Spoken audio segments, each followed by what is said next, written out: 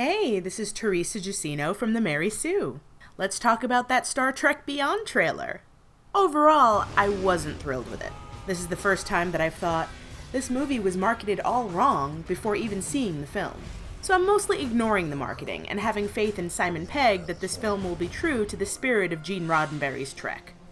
When you dig beneath the oppressive sound of the Beastie Boys' sabotage over the whole thing, yes, we get it, J.J. Abrams loves the Beastie Boys, forever linking Kirk to sabotage in his 2009 film.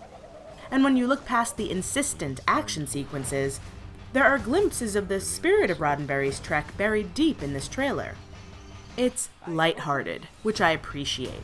Star Trek and Into Darkness seem to be going for broody and emo, but the original series was totally silly a lot of the time. For every serious social issue they tackled on that show, there was some character or other cracking some corny joke, and it was amazing.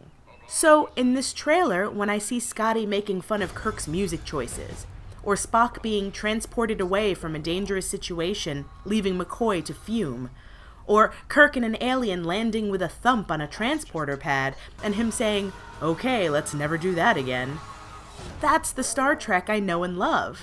Yes, when you lump those moments together in a trailer, it feels like they're going for the Guardians of the Galaxy audience. But it's also very true to Star Trek. Hell, Guardians fans should be taking in that sweet, sweet Star Trek goodness. They would love it.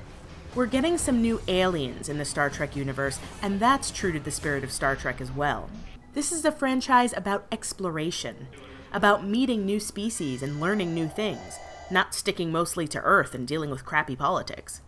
One of my biggest concerns about this alternate timeline Star Trek is that we'd continue to cater to nostalgia by revisiting the same few species and characters over and over. However, as we see in this trailer, we have at least 2 new species to look forward to.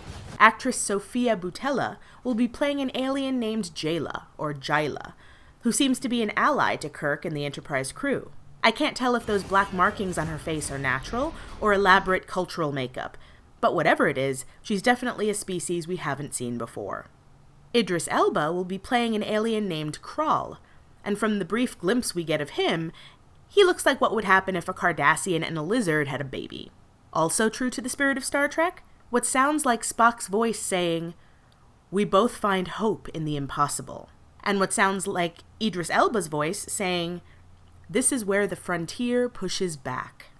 Optimism is a key element of what makes Star Trek, Star Trek. And so hearing about hope in the impossible makes so much sense, and is especially poignant coming from Spock.